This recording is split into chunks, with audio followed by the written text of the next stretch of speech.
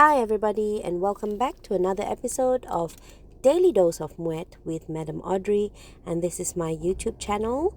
I also have a blog called MUET My Way, so thank you for subscribing and liking this content, and I look forward to making more free MUET resources for everybody to use. Okay, so today let us focus on another sample of MUET email, because for session 3 2024 it is likely to be an email question as opposed to a letter. Okay, let's quickly read the question here. It says your English language teacher has given you some homework on how Malaysians celebrate National Day. You and your classmates need to present this information in class. Read the following email from your friend asking you for some ideas. Right, so this is a new message from Amelia, and we want to look at the subject SOS, help needed. You cannot copy this wholesale. You would have to respond to this, because if you copied it wholesale, it would not be appropriate. Right.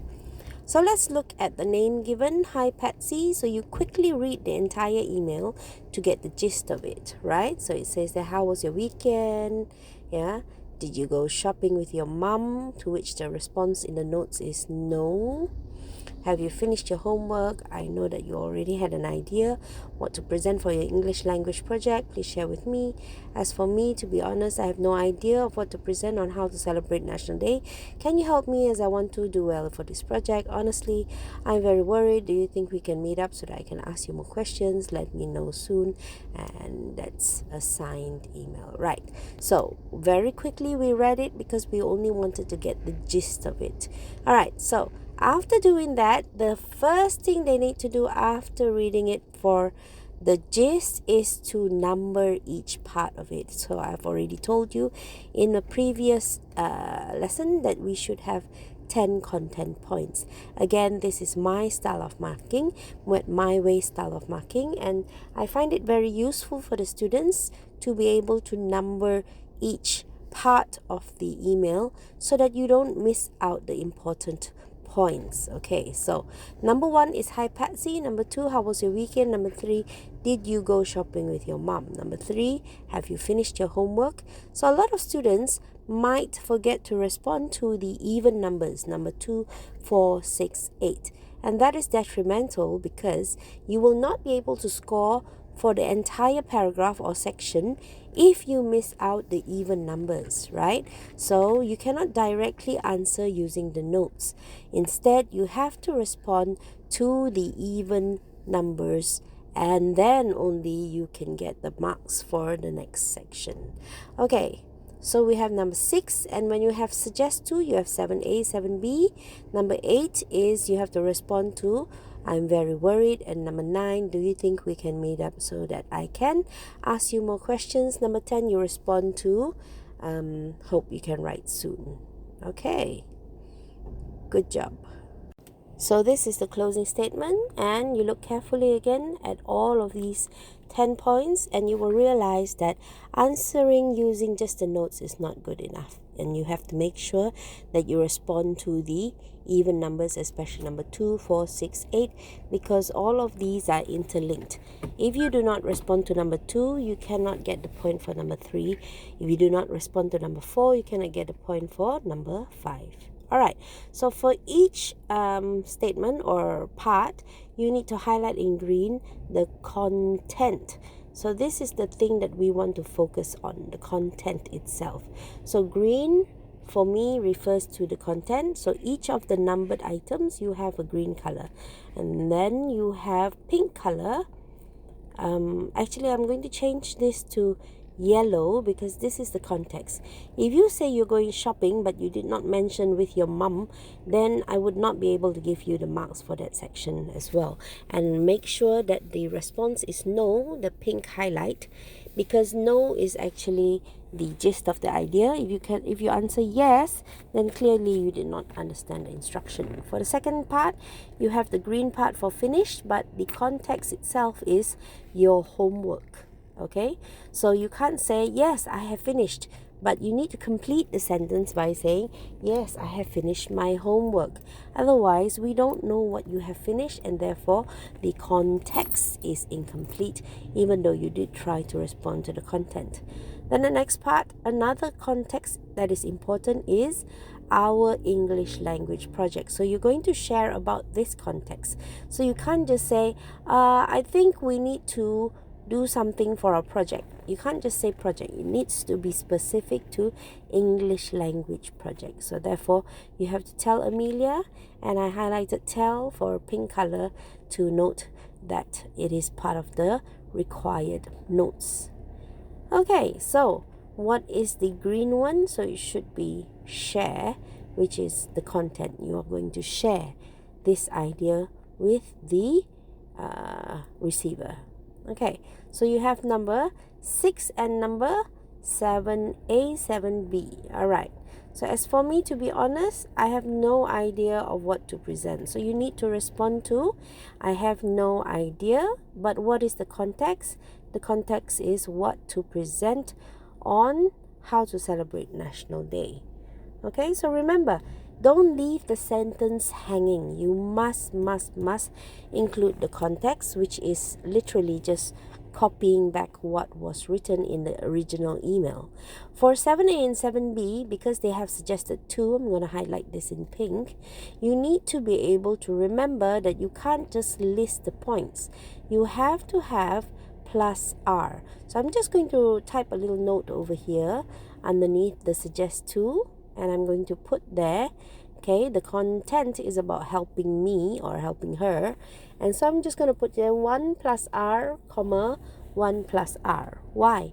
It means that for every suggestion it must be accompanied by a reason or an elaboration. Otherwise, I cannot give you marks for 7A and 7B, and therefore you can't even get any marks for number 6. Okay, so don't forget number 6, don't forget number 7A, 7B needs to have accompanying remark, reasons or elaboration.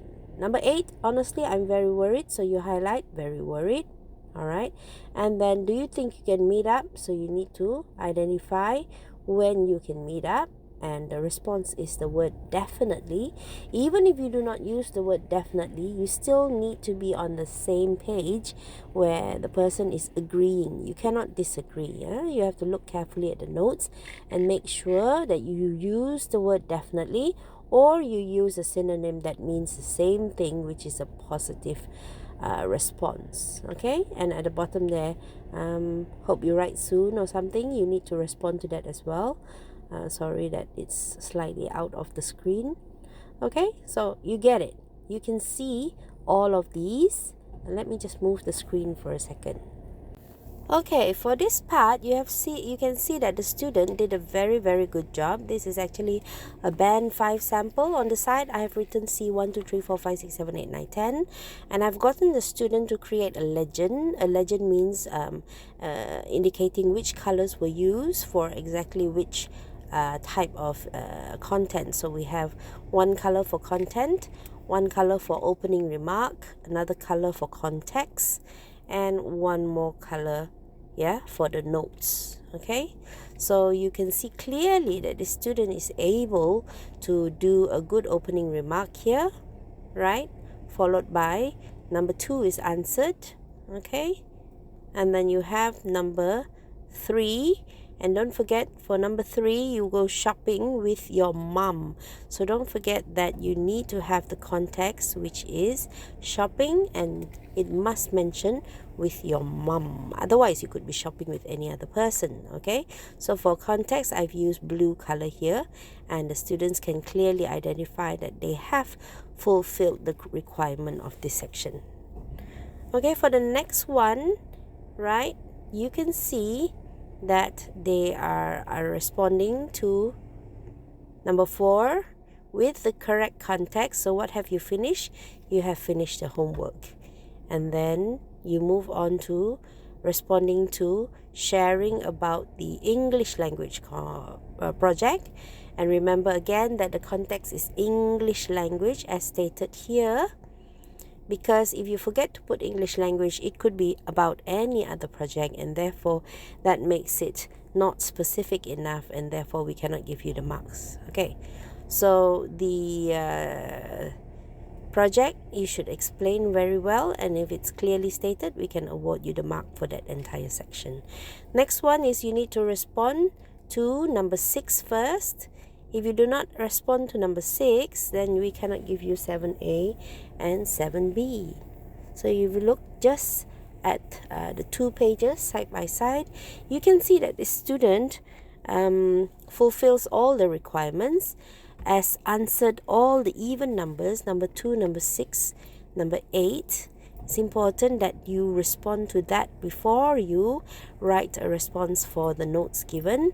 And equally important is the content as well as the context is correct. And don't forget that I've taught you about the plus R.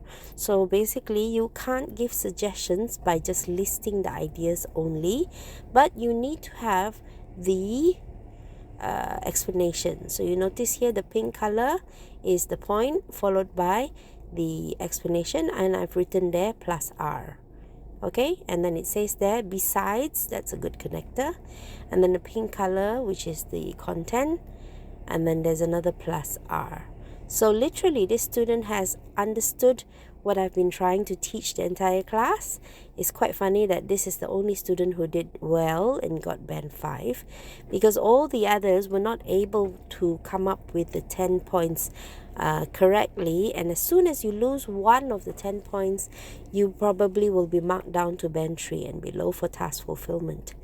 Okay, so again, this is the MUET My Way style of marking, and it is just a really brilliant guideline because it has numbering system, it has color coding, and it has a marking system that is very clear. As you can see just now, I listed C1 until 10, and I ticked every time the points existed and is well responded to. Okay, and the last part is you again respond to number 8 before you respond to number 9, and make sure that all the points are salient and related to the requirements of the question before coming up with a closure, which is number 10. So you say have a nice day, goodbye, or speak to you soon, whatever you choose, as long as there is some kind of closure. Okay, don't forget to sign. And I always tell the students write number 1 again, because you want to make sure that the sender and the receiver is correct. Alright, so you see I have ticked all the points on the side, and this student is definitely band 5. There is some awkward phrasing, so definitely can't give band 5 plus, because that would be perfect as a native speaker. Okay, so that awkward phrasing over there, as I've highlighted, but it's okay. The student did very well. There's no grammatical errors. I think you can easily give band 5. But once you see grammatical errors, reduce it to band 4 or 4.5, even though they have perfect 10 over 10 score for the content. Right, so coming back here, the legend is very clear. The student is able to identify all the different parts that are required. And just as a recap, let's look at the question again. Okay, right, let's look at the question again. Give me a moment. Yep. Okay, so you have green highlights for the content, yellow highlights for the context, pink highlights for the notes. And if you're familiar with my color coding style, I actually use another color, and that is for the names of the sender and receiver. So I use blue.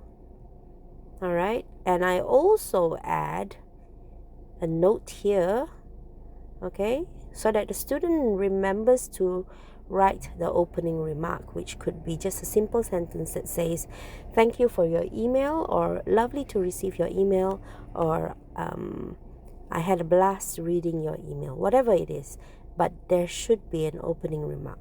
Okay, so you see the 4 color codes. It's very easy to teach this way, I feel, and even my students are able to catch up with this format. So I wish everybody well. Good luck in your future session 3 MUET writing exam, especially for email writing. Thank you, and this is Madam Audrey signing out.